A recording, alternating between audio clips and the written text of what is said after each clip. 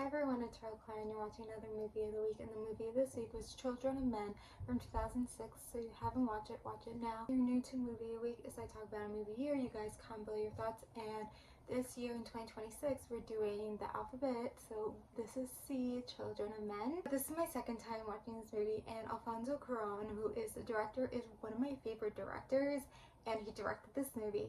And I think he's just such an amazing director. I feel like he makes it not theatrical, it's already theatrical. He makes it very oh my god, I'm blanking on the word, but it's very all stage. It feels like a play because it's these really long takes, and there's no camera cuts, and there's just long takes where all these craziness things happen, and it's a work of art. It is beautiful.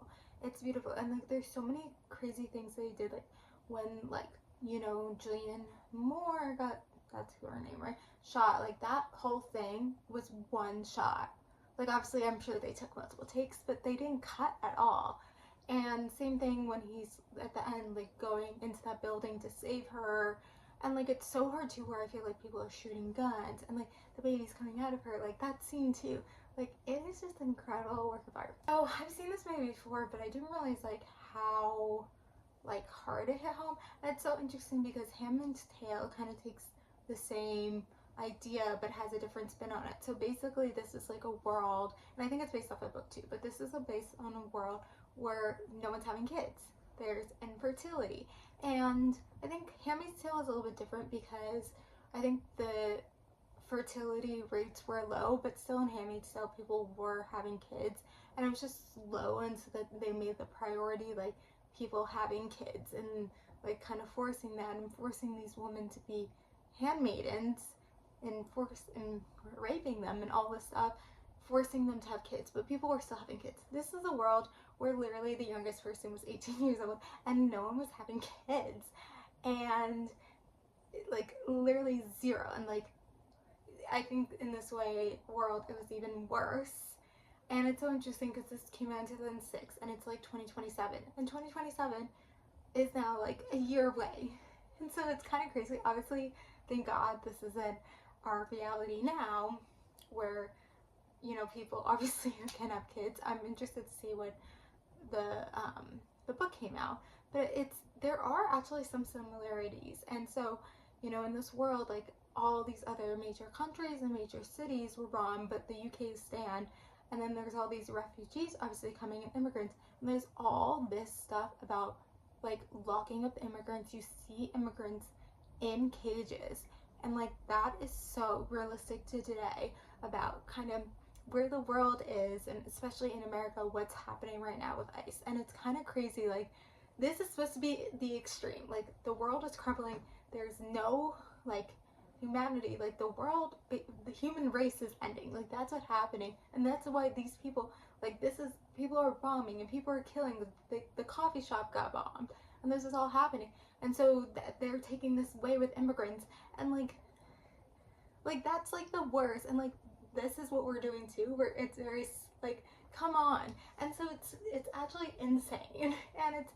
And I took a class in college called History of the Future, which basically is you study history and time, in the 1950s, what they thought the future was going to look like, and that teaches you a lot about that time.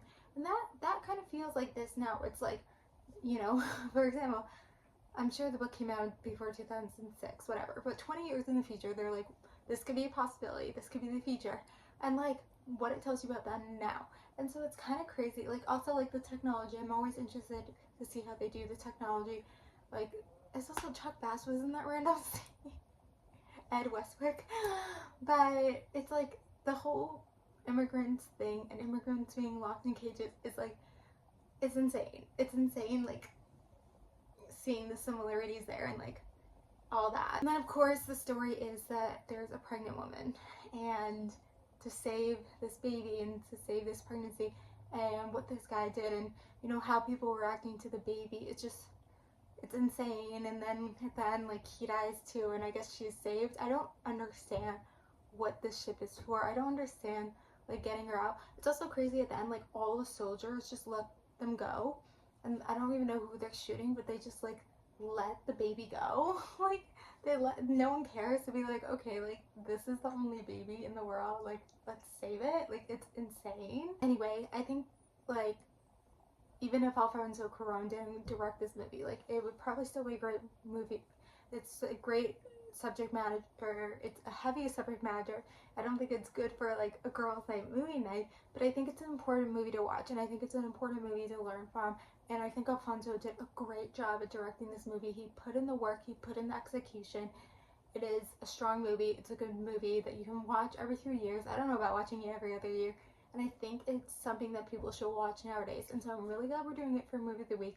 I'm really glad people are watching it, and I'm really hopeful that people are learning from it. Anyway, comment below your thoughts about Children of Men, and then the movie for next week is D, so it's Do Revenge from 2022. So comment below about Children of Men and watch Do Revenge for next week. Thank you guys for watching. Like, comment, subscribe, and bye.